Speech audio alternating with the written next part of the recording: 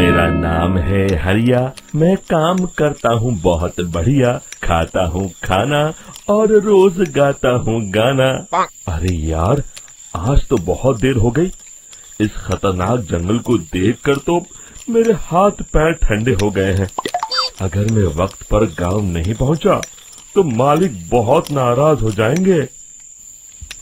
तभी हरिया को एक आवाज सुनाई देती है। सुनिए हरु जी। अरे, ये आवाज किसने दी?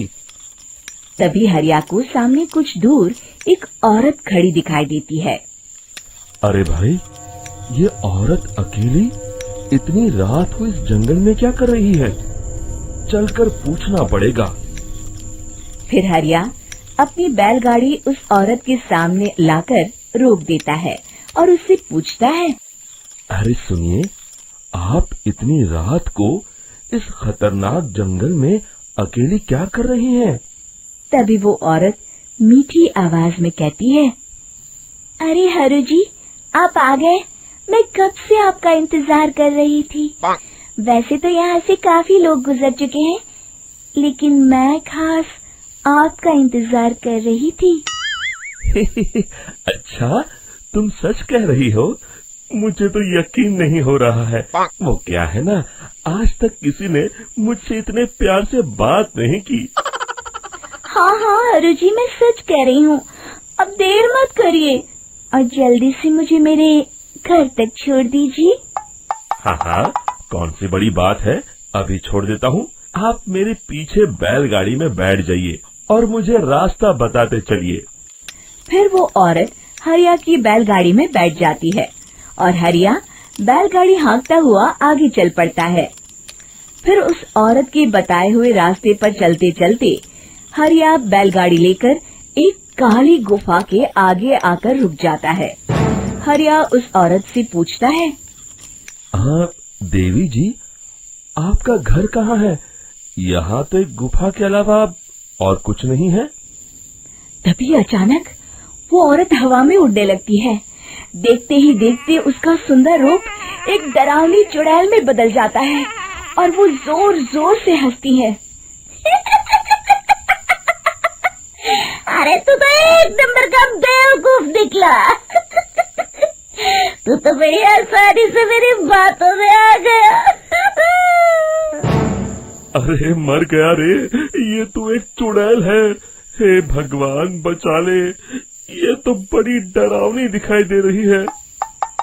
और फिर अगले ही पल हरिया की बैलगाड़ी में रखा सारा सामान हवा में उड़ता हुआ उस काली गुफा के अंदर चला जाता है और वो चुड़ैल भी उस गुफा के अंदर जाकर कहीं गायब हो जाती है। हरिया ये नजारा देख बुरी तरह घबरा और परेशान हो जाता है। अरे, ये चुड़ैल तो मेरा सारा सामान लेकर गुफा में गायब हो गई। अब क्या होगा? अगर मैं गांव खाली हाथ गया तो मालिक मेरी अच्छी खबर लेंगे। मेरी इस बात का कोई यकीन भी नहीं करेगा। फिर आखिर वही हुआ। हरिया के मालिक चंपक सेठ को हरिया की किसी भी बात पर रत्ती भर भी यकीन नहीं हुआ। चंपक सेठ को लगा हरिया झूठ बोल रहा है और उसने ही लालच में आकर सारा सामान हड़प कर लिया है। फिर हरिया को बेईमान समझकर चंपक सेठ उसे काम से निकाल देता है। अगले दिन अपनी दुकान में परेशान बैठा चंपक सेठ गुस्से में बड़बड़ाता है। अरे, दुकान में तो सामान बिल्कुल भी नहीं है। अब मुझे ही शहर जाकर सामान लाना होगा। फिर वो अपनी बैलगाड़ी लेकर शहर चला जाता है। शहर से सामान लेकर जब चंपक सेठ वापस गांव लौट रहा होता है, तभी उसे एक आवाज सुनाई देती है। चंपक जी, ओ चंपक जी। अरे, ये तो कोई मेरा नाम लेकर मुझे पुकार रहा है। फिर उस रास्ते में वही औरत खड़ी दिखाई देती है। फिर क्या था, हरिया की तरह चंपक सेठ भी उस औरत के पास अपनी बैलगाड़ी लेकर जाता है और वो भी उसकी चिकनी चुपड़ी बातों के मुंह जाल में फंस जाता है। फिर चुड़ैल उसे भी अपनी गुफा तक ले जाती है और उसका सारा सामान लेकर गुफा में गायब हो जाती है। बेचारा चंपक सेठ लाचार होकर खाली हाथ गांव लौट आता है। फिर ये उस जंगल में रोज की बात हो जाती है। जो कोई भी शहर से कुछ लेकर गांव की तरफ लौटता, वो चुड़ैल उसे बेवकूफ बनाकर उसका सारा सामान लेकर गुफा में गायब हो जाती। एक दिन हरिया एक लकड़हारे को उसी जंगल की तरफ जाते हुए देखता है। फिर हरिया उसे रोकते हुए कहता है, अरे भाई, क्यों अपनी मौत को दावत दे रहे हो? मेरी बात मानो, आगे जंगल में मत जाओ, वहाँ एक बड़ी भयानक चुड़ैल रहती है। लकड़हारा हरिया की बातों को नजरअंदाज करते हुए कहता है, अरे भाई, मुझे पहले ही बहुत देर हो चुकी है, मुझे जाने दो भाई। शाम तक लकड़ियाँ काट कर शहर के बाजार में बेचना है। तुम अपनी ये कहानी किसी फुर्सत में बैठे इंसान को सुनाओ, मैं तो चला। इतना कहकर लकड़हारा वहाँ से आगे जंगल की तरफ चला जाता है। फिर अगले दिन गांव के मुखिया के घर के बाहर बहुत सारे लोग जमा हो जाते हैं। तभी हाथ में कुल्हाड़ी लिए खड़ा लकड़हारा कहता है, अरे मुखिया जी, अब आप ही हमें बचाइए उस जंगल वाली चुड़ैल से। हमारा सारा काम तो शहर से ही होता है। अरे मुखिया जी, उस चुड़ैल की वजह से तो मैं पूरी तरह बर्बाद हो गया हूँ। हम सबको मिलकर उस चुड़ैल का कोई इलाज करना पड़ेगा। तभी भीड़ में खड़ा वीरा कहता है, आप लोग चिंता मत करिए, कल से वो चुड़ैल किसी को नहीं लूट पाएगी। मेरे पास एक बहुत अच्छी तरकीब है। तभी चंपक सेठ उसका मजाक उड़ाते हुए कहता है, अरे तेरा नाम वीरा है तो क्या हुआ? तूने अभी उस चुड़ैल को देखा नहीं है? जाकर अपना काम कर, बड़ा आया।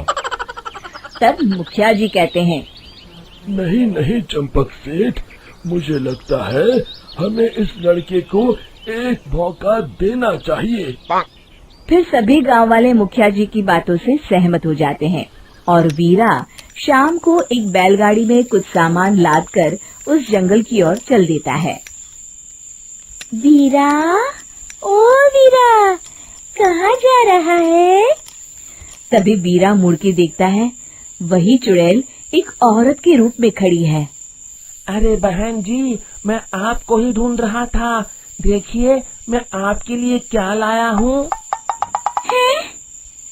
अरे वाह, तो खुद मेरे लिए इतना सामान लाया है।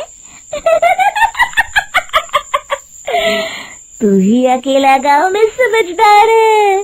जरा देखो, मैं भी खोल के, बड़े भूख लगी है। जैसे ही चुड़ैल उस सामान पर से कपड़ा हटाती है, एक भगवान शिव की तेज रोशनी उसके अंदर मूर्ति से निकलती है और चुड़ैल अपने असली रूप में आकर जलने लगती है। अरे मैं जल रही हूँ, बचाओ! बचाओ! ओम नमः शिवाय, मर गई मैं! देखते ही देखते वो चुड़ैल राख के साथ उड़ जाती है और सभी गांव वाले भी वहां जाते हैं। शिक्षा बुराई पे सदा अच्छाई की ही जीत होती है।